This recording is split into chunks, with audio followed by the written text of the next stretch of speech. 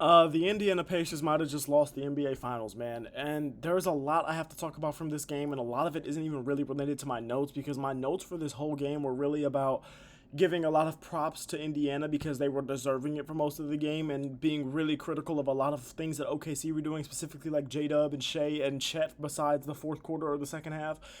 And then the fourth quarter happened, and really it was the last 5 minutes of the fourth quarter, and everything completely flipped on its head, man.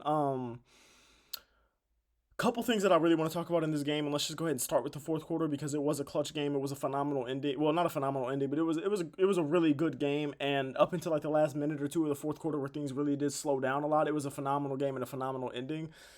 So let's just start with the fourth quarter, and I want to start with Benedict Mathurin, the man that was the hero of Game Four. I mean, of Game Three, the man that was one of the saviors of Game Three. The Pacers' leading scorer had the best game of his career in Game Three.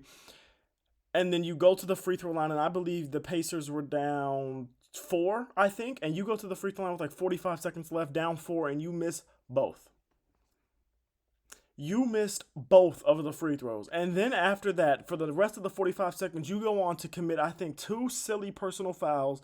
And you don't do anything positive for the rest of the game. And it was just those last 45 seconds of this game damn near took away Game Three. Now they didn't because of how phenomenal you were in Game Three, but like the last 45 seconds of this game were so bad. And if it hadn't been for Halliburton underperforming, which he's done in three of the four games of this series, if it hadn't been for Shea completely taking over, um, in the fourth quarter of this game. If it hadn't been for guys like Alex Caruso and Chet Holmgren playing the way they needed to play for the majority of this game to keep the Oklahoma City Thunder in this game, and if it hadn't been for J Dub, who, while he didn't shoot the most efficiently, ended up getting to the line 11 times and hit all 11 of his free throws, if those things hadn't happened, that probably would have been one of the bigger storylines of this game. Also, to continue with that, had Tyrese Halliburton, well, he didn't have a bad game, but had he shot the ball better, that would have been one of the bigger storylines of this game. Had Pascal Siakam finished this game the way he started this game, like, there are so many things that I have to talk about that are bigger storylines than that, but I did not want to give him a pass for what just happened because it was absolutely embarrassing. And let me tell you, the majority of this game, I was pretty confident that Indiana Pacers were going to win. It just like looked like things were going their way. I was talking a whole lot of trash talking in the group chat, like give Siakam Finals MVP. I love Siakam. I'm so shocked the Pacers are about to win this series. The series just might be over.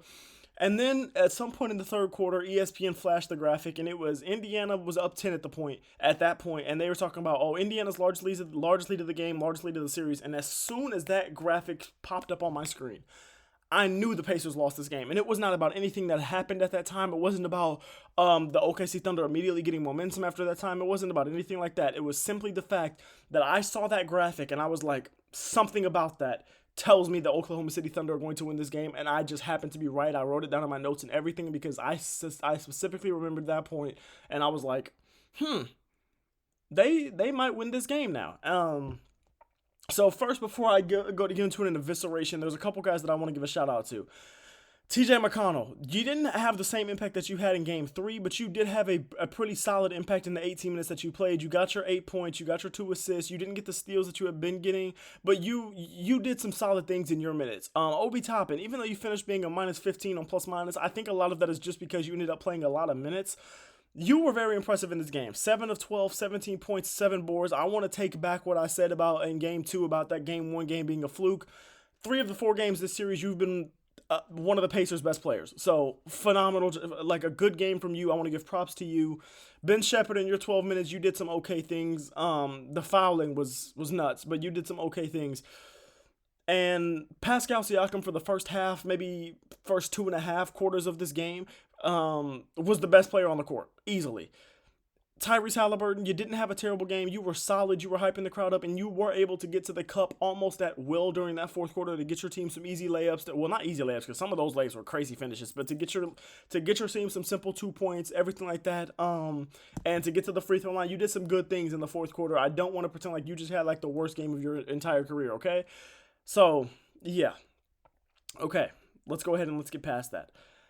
Siakam started this game off dominant. I'm talking about 4 steals in the first quarter. He was dominating in transition. I think he had like 14 of his whatever points in the first half, 14 of his 20 points in the first half, and then he finished the game 6 of 15, 2 of 6 from 3, 20 points, 8 boards, 5 assists, and 5 steals, 3 personal fouls. he had a good game. He was a +7 on the plus minus. He was the highest player for the Pacers on the plus minus. He had a good game. He probably had the if not the best game, then the second best game of any Pacers today, and I would argue he had the best game of any Pacers today. And in that fourth quarter, I was watching the Indiana Pacers offense, and I was looking at it. I was like, damn, it's kind of starting to look like they're running a lot of ISO ball. It was possessions where it was like either Halliburton or Nembhard had the ball for 20 of the 24 seconds on the shot clock with a pass here or there to a Nesmith or to a Miles Turner. And we're gonna talk about Miles Turner, don't you worry. But it just seemed like they were trying to get into a little bit more ISO ball where it's like we're going to go to the guys that we trust instead of them trusting their bread and butter, which is passing the ball around, which is dominating the Oklahoma City Thunder by getting the ball to other guys, by getting their defense in rotation, by dominating the assist game, which they had been doing. The Oklahoma City Thunder finished this game with 10 assists. You finished with 21, but you had 21 with like 5 minutes left in the fourth. Like you had 21 for a long time in this game, and then you just didn't go back to it. And I think that was a mistake by Rick Carlisle, and that was a mistake by the Indiana Pacers offense. And a part of that was the fact that I felt Pascal Siakam was left on the bench for too long during the fourth quarter. Halliburton was doing everything he could to just keep the game close, to keep it a tie game, to keep the guys in the lead and everything like that. And then it just felt like you left Siakam out for too long. You put too much of a burden on Halliburton for too long. And while that is something that we know he can do, against a team like the Oklahoma City Thunder where no guard has really excelled in the playoffs outside of a few games, it was a lot to ask, and I do think that Rick Carlisle made a mistake there. And yeah, Pascal Siakam didn't finish the game the way he started it. I'm talking about the way he started it. It looked like he was about to go out there and have a 40-point game. Like he looked like he was about to dominate. He was about to have a 30-point, 5 assist, 10 board game. He was about to have a dominant game, and that just didn't end up being the case. Even though he had a solid game, he did not do enough. Aaron Nesmith. You do some good things defensively most of the time, but you were the best rebounder on the floor for the Pacers tonight. But in this game, you did a lot of things where it was like you were having defensive lapses. You were making mistakes. You would play 10 seconds of phenomenal defense on Shai while he's ISOing, and then you would commit a foul in the last second and just bail him out. And while some of those calls were bailout calls, please do not get me wrong, some of those calls where it was just like, come on, bro. Like, you got to be better than that. Like, sure, the Oklahoma City Thunder shot 38 free throws and made 34 of them, but, like, I'm not going to sit here and blame that all on the refs because y'all shot 33. Do I think the Thunder got some calls that haven't been called for the rest of the playoffs? Do I think they got some calls that the Indiana Pacers didn't get on the other end? 100% I do. But a lot of this was, like, Aaron Nesmith fouling out was real. Like, his fouls were most of the time real fouls because he was making stupid decisions at the end of plays because he was getting a little too happy for the ball. And it didn't work out well. And then when you're not scoring the ball, you're 2 of 9, and you have 8 points. The only person on your team that scored less points than you today was Ben Shepherd, and you played 30 minutes. So, like, you know what I'm saying? Just not a good Aaron Nesmith game, and he has not had the series in this series, and part of that is probably because of the ankle injury, I'm sure. But he has not had the series in this series that he had against New York. Miles Turner. A question that I asked about the Indiana Pacers early in this game, they started out super hot from 3. I'm talking about they couldn't miss a 3, and on the opposite side of the game, on the opposite side of things, the Oklahoma City couldn't hit a 3, and that continued to be a thing for the Oklahoma City Thunder. They didn't hit their second 3 until there was 2 minutes left in the third, or 3 minutes left in the third, and they didn't hit their third 3 until there was like 2 minutes and 40 seconds left in the fourth. They only finished the game with 3 threes, and they shot 17 of them. That was a theme throughout the game, but then they made up for it by dominating points in the paint and making 34 freaking free throws. But a question that I asked was, would that early 3-point shooting that the Pacers had be able to continue for the entire game? And it didn't, because the Pacers shot 11 of 36, 30% from the 3-point line. That's not good. But a guy that it specifically never even got to for any point of this game was Miles Turner. 3 of 10, 0 for 6 from 3, 12 points, 5 fouls, 2 rebounds. Oh my goodness, 2 rebounds. That damn near, that feels like a Jaren Jackson. That feels like a Brook Lopez type of stat line from earlier in the playoffs. Not in the NBA Finals, my brother. Last game, I gave you a pass because of how dominant you were for like the last 5 minutes of the game, especially defensively. You ended up having a phenomenal defensive game, so I gave you a bit of a pass for the offensive woes. But tonight, you didn't do those same things on the defensive end. 0 steals, 0 blocks, 5 fouls, 2 rebounds. You I damn near don't want to see you shoot a three for the rest of the series because you damn near haven't made one for the whole series. You are a veteran presence. You are Mr. Pacer. You are the guy that has been with this team since I was in middle school. This should mean more to you than it does to anybody else, and I understand people are talking about you're sick, you and blah, blah, blah. You came into the last couple of games sick, and I get that. I understand. I feel you. But if you're going to go play 30 minutes of a basketball game and you're going to do literally nothing positive for your team for the entire game, you sat at the 3-point line for the whole game damn near and you couldn't hit one. Buddy, you're 7 feet tall. Go get an offensive board. Hell, go get a defensive board. Stop sitting at the top of the key when you are 0 for 6 clanking them bitches. I'm talking about he had a few of them that were air balls. He had one in the fourth quarter that just barely grazed the front of the rim. He had some that were bricking, and Tyrese Halliburton did too. But come on, bro. It's been the whole series for you. Like, damn. Tyrese Halliburton. Not a terrible game, but not a good game either. 1 for 7 from 3. There was a lot of times in this game where you were shooting some threes. You had the 1 3 you hit was first quarter. You hit that hole from the logo, and I'm thinking, Tyrese Halliburton might get 30. He didn't. That was like the only points he had for damn near up until like the last 2 minutes of the first half, where he scored like 5 straight or something at the end of the second quarter. And then in the second half, you played better. Please don't get me wrong, you did. And your assist-to-turnover ratio is always something that's going to be pretty good, right? Like, we trust that about you. We know that you are one of those guys, but today it wasn't. Today you had 7 assists and 5 turnovers, and that's not good. And I understand you're going against the best defense in the league, a historic defense, but damn. That was bad. And in a game where y'all came out to play so aggressively in the first quarter, where y'all came out and had your best offensive first quarter, you had your... For 2.5 quarters of the game, you had your best offensive game of the series, damn near. Came out stupidly aggressive, couldn't miss a 3. Siakam was frying. You guys were doing a whole lot of great things. Thunder hadn't lost consecutive games in the playoffs. Hartenstein was back in the starting 5, and you guys were making it look like none of that was going to matter.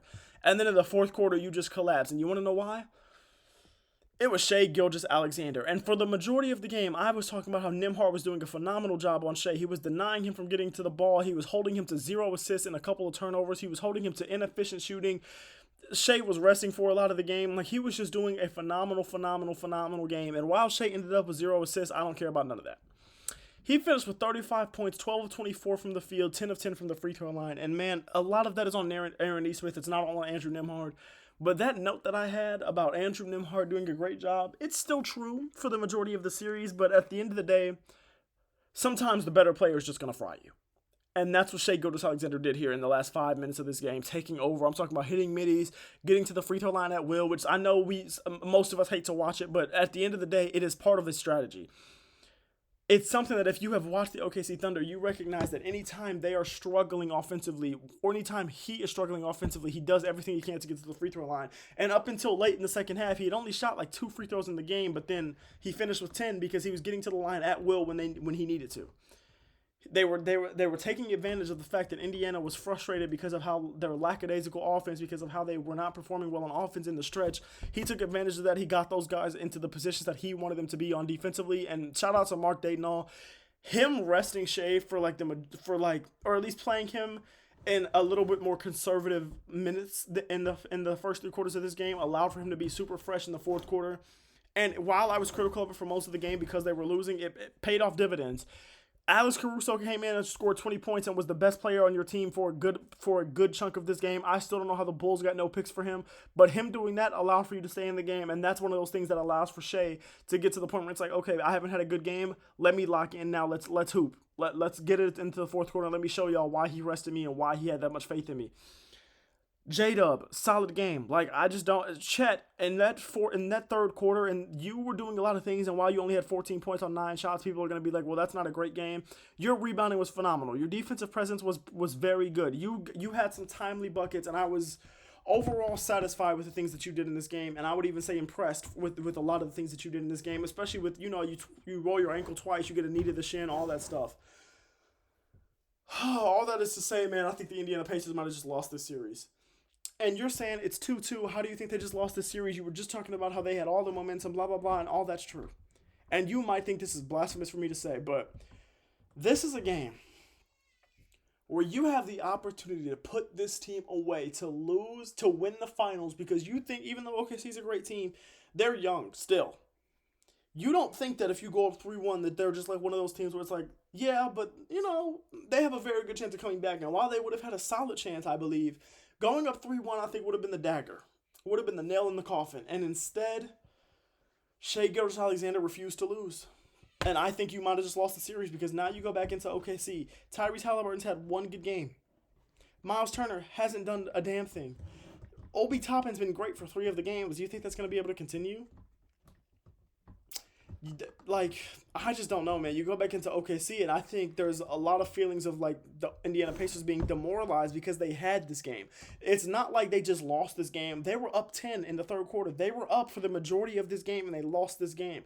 This one is a demoralizing loss, man. Because and the thing that makes this more demoralizing than like OKC's game 1 loss was because that's game 1 of the series. You're trying to figure each other out, blah blah blah blah blah. And you felt good about that because it's like Tyrese Halliburton didn't have a good game. He hit a game winner. You felt good about the way your defense played against Tyrese Halliburton, and you feel that way about every game but game 3. Whereas in this one, it's like Shai's only had one bad game. And I just don't know, man. I just feel like there are things. The way that the Oklahoma City Thunder have been able to win these games to me is more replicable than the way the Indiana Pacers have won it. I think the Oklahoma City Thunder can replicate these wins, especially going back home, more easily than Indiana can, and that's why I think this series is over. Let me know what y'all think about it. Let me know if y'all think I'm tripping. Let me know if y'all think I'm overanalyzing it. Let me know if y'all are seeing something that I didn't see. Let me know what y'all have to chip in, bro. Okay, it's been a great finals, and if you are one of those people that was hating on this finals and was like, man, this is a finals nobody wants to watch, blah blah blah, you were bugging, and it's okay to admit that you were bugging because this has been a phenomenal final so far, with the exception of one game. All right, I love y'all. I appreciate y'all. Thank you for watching. As always, God loves you, and so do I. All glory to God. All right, peace out, bro.